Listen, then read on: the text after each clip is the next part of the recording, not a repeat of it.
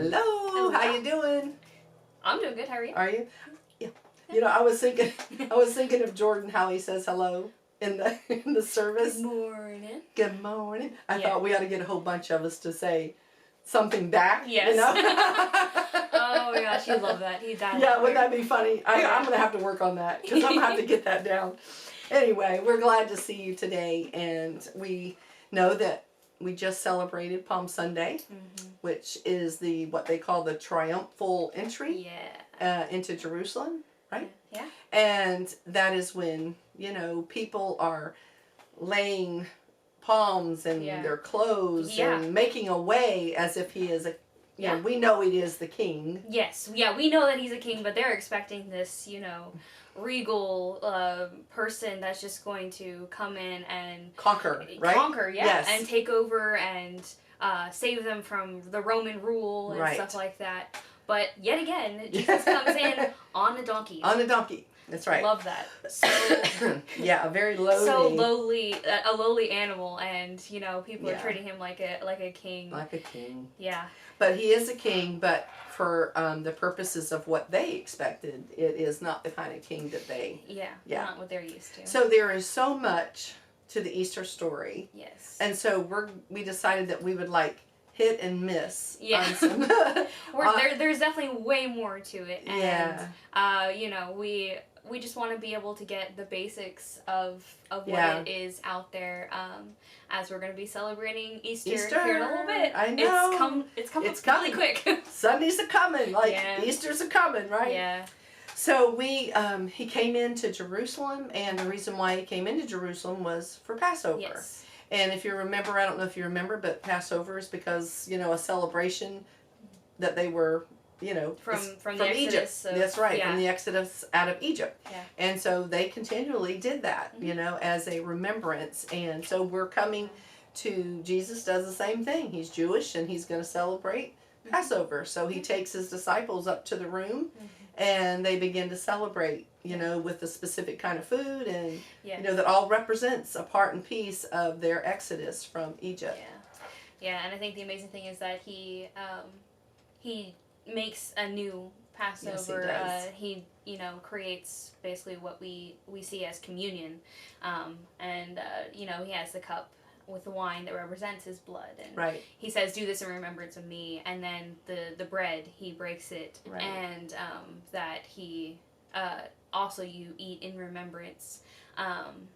In remembrance of him. Yeah, so it's like we took one celebration of being released from a country called Passover, and then now we're going to celebrate the Lord's Supper, and that has to do with what he gave to us. And so we're going to show you how that came about. Yes. Because when he leaves there, he takes his disciples, and they go to the Garden of Gethsemane. Yeah, and if you guys have seen some of our other videos, we've definitely talked about that one before, where they end up falling asleep, and he goes back and forth, but ultimately when he comes down that last time in the garden, and he's just praying to his Father, let this cup pass from me. If it is your will, if it is not, then I will bear this suffering that is going to bring this salvation. Yeah, and I think the thing that made that part so real about him asking can this cup pass from me? Yeah. That shows his humanity. Oh yeah. Because he knew the suffering that would go in that instance. Yeah. And that suffering was for us. Yeah. For sin, because we are just a sinful, we have a sinful nature from birth. I used to tell the kids in Good News Club, and I would say, do anybody have a brother? And they always had a brother or a baby sister. And I said, did you teach them to say no? No, you didn't teach them how to say no.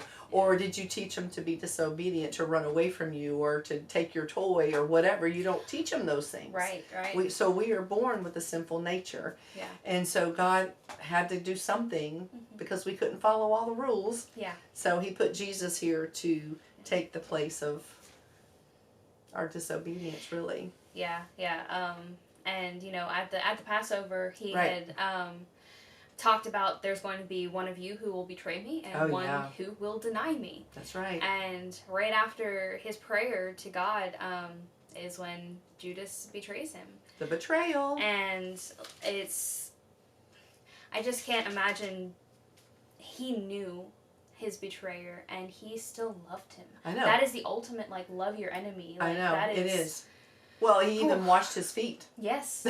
Yes. And knowing that he was the one. Yeah, he served him. Yeah, so Judas comes up to him in the garden, and he tells the Sanhedrin or whoever else was with him that the one I will kiss is the man. Seize him. And he came up to Jesus at once and said, "Greetings, Rabbi." And he kissed him. Yeah. And Jesus said to him, "Friend, do what you came to do." Yeah. Yeah. I think I would. I know. Oh. That would be hard, Go ahead. Just do your thing, right? Yeah. Yeah, but Judas was did it for 30 pieces of silver. And then didn't keep them. Did not keep them. Yeah. And that's another lesson. Yeah, that's a whole other that's thing. a whole other lesson. But keep going with that is that they take him, they arrest him, and they take him to the Sanhedrin and Pilate, and they go through all these trials and questioning him and being like, "Hey, you can renounce that you're saying you're the Son of God," but he's like, "No, I am." Like, yeah. I am. Yeah, I am. I am that I am. I am that I am. I know. And then we have, I think in the midst of all of that, you have Peter, who denied, right? Yeah. And I'm not going to tell you all the story, but I'm going to tell you this. This is what he said. "Woman, I don't know him." And then he said, "Man, I am not. I'm not that person you think I am." Of course, he was not the person he thought he was. And then he says, "Man, I don't know what you're talking about." Yeah. So it's like, no, man, not me. Yeah. But in a sense, that showed humanity as well. Oh, yeah. Because they saw Jesus being, if you look into his word, we're looking in both Matthew and Luke for our, when we're studying. And he says the men were holding Jesus, started mocking and beating him. Yeah. And then we look further, and then he was whipped. Yeah. Yeah, so Peter's like, I'm going to preserve myself. I don't want no part of that. I don't want to I don't want any part of that. I know. But as soon as he heard that the rooster crow on that after that third time, like, I'm sure his heart sank, and he was like, "Oh, Jesus was right. Okay." Yeah, he predicted that. Whew. So man, that's tough. Yeah. Yeah. Yeah. So they go into whipping him, 40 lashes, or 39. 39 or 40 minus 1. 40 minus 1. Yeah, 40 minus 1. Yeah, just for whatever. So that he was on that brink, and then on top of it they do the crown of thorns on top of his head. I have a hard time with the little teeny thorn in my finger. I can't even imagine shoving these, because they're not little. They weren't little thorns. They were large. They were thorns. Huge. They were thorns. Yeah, I think somebody figured out what they made them out of, and had to look it up for sure. Like, that's not pretty. Crazy. No, not at all. No.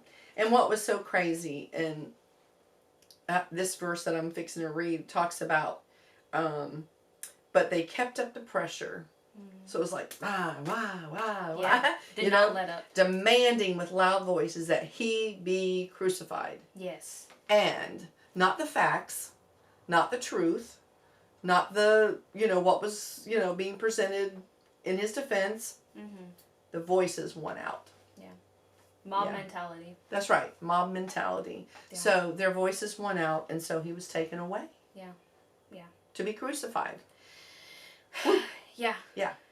So, yeah. Yeah. So, well, one of the things that, it's in one of the old prophet books in the Old Testament, not the old, but the prophet books in the Old Testament where it prophesies that, they won't break his legs and stuff like that. Right. But he was pierced through both hands and his feet to stay on this cross. Yeah. And, in the end, they pierce his side to make sure that he was already gone. Because most of the time they do break the legs. Yeah. But they were like, no, just pierce his side. Yeah, he's already dead. Yeah. Don't bother him. But they wanted to make sure. Yeah. But through all that suffering and everything, Jesus is up there between two thieves. I know. And the one, I forget which is, one of them's like, you get us down from here. You have the power if you're the Son of God. Like, mocking him like the rest of them are. If you are the King of the Jews, save yourself. Yeah. You know, and aren't you the Messiah? Save yourself and us. Mm-hmm. And so they were both criminals. Yeah. And then the one, of course, he recognized who he was. Yeah. So it was almost like good and evil on both sides of him. It was definitely it's definitely the two responses that you're going to get in the world, is that either you're going to get those people that are like, yeah, okay, you're supposed to be the Son of God, why don't you just do this? Right. And then you have the other people that are like, wow, can I be with you? Right. Can I? And he's like, yeah, you can be with me in paradise today. Like, that's right. Oh. Yeah. Yeah. So he did suffer. And then, of all things in the world that you would be surprised about, is they decided to cast lots or throw dice, whatever you want to call it. They wanted to play a game. Yeah. for his clothes, for his, For his probably bloodied and sweaty, like his clothes. Like clothes. And they didn't take it apart. They decided, they didn't cut it, they didn't split it, they just cast lots for it. Yeah. Yeah. So I don't know who still had that, but I don't think I would have wanted that. That was, No, and this is all happening right, right in there. front of him. So, so then we have Joseph of Arimathea. I don't know if I said that correctly. Arimathea. Arrhythmia. Arrhythmia. That's a hard thing. Yeah, it is a hard thing. Yeah, I know. So, anyway, yes. Arimathea. Yeah, and he wanted to honor Jesus by giving him his tomb. And he was a man that was one of those Sanhedrin or Pharisees, that Sadducees. But he was like, no, I recognize and want to help. And so he had, it was not in the ground, it was a cave in a sense that was dug out, as a tomb. He was a very rich man, so. Yes. So, a lot of things happened in the midst of Jesus dying. That's a whole nother, there's so much. We couldn't decide what part to do, but we wanted to share a little piece of it because it's so important to recognize what Jesus went through for us. Because he had to shed his blood, just like, we've been studying the Old Testament, just like, God killed the animals and put clothes on Adam and Eve. Yeah. And those sacrifices, it's blood is precious. Precious, yeah. And so Jesus had to sacrifice, and they sacrificed for their sins, but they couldn't keep up with their sins. Really, they just really couldn't. And God had always had this as a plan. Yes. But he recognized that, we recognize, and we need to recognize that blood had to be shed, and Jesus shed it on the cross. Once for all. That's right. For me and you and my ancestors behind me and those that are coming before me, right? Yeah.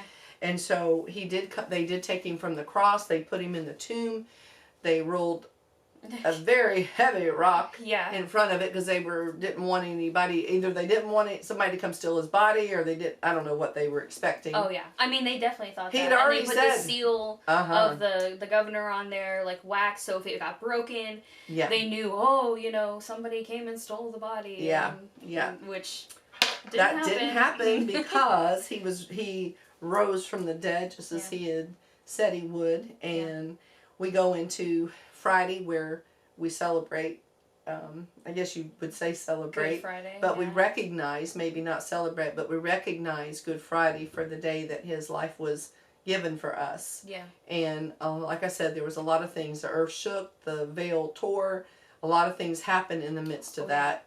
And then on the third day, which would be Sundays, which we celebrate, would be, we call it Resurrection Day. Yeah. Right? Easter Resurrection Day, because he rose again.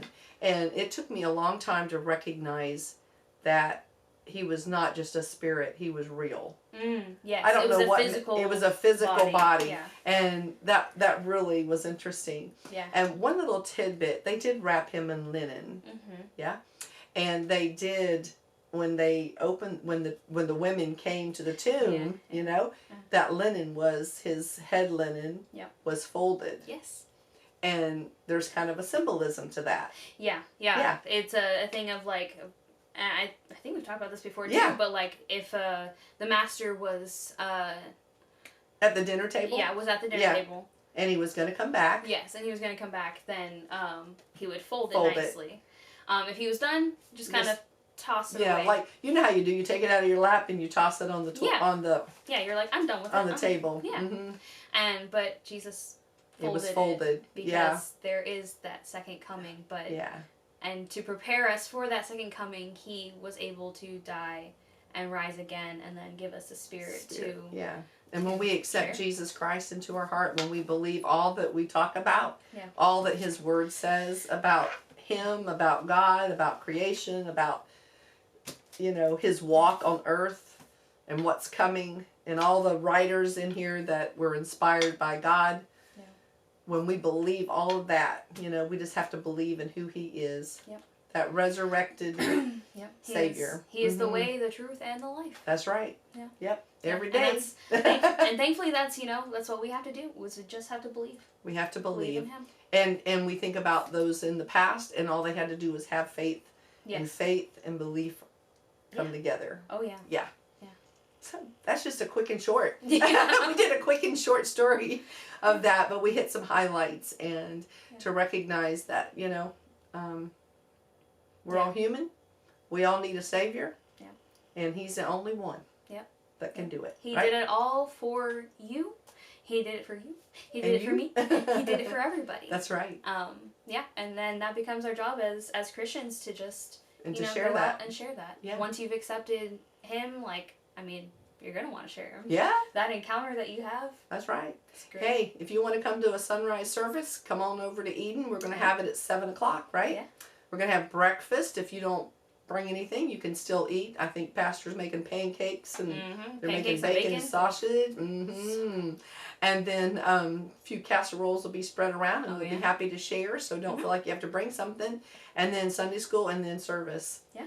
And what else should we be doing on Resurrection Day, right? The being at church and together in a group and celebrating and fellowship and praising and all of that together and worshiping. So yeah. So we hope we get to see you maybe on Sunday, Easter Sunday. Be super awesome.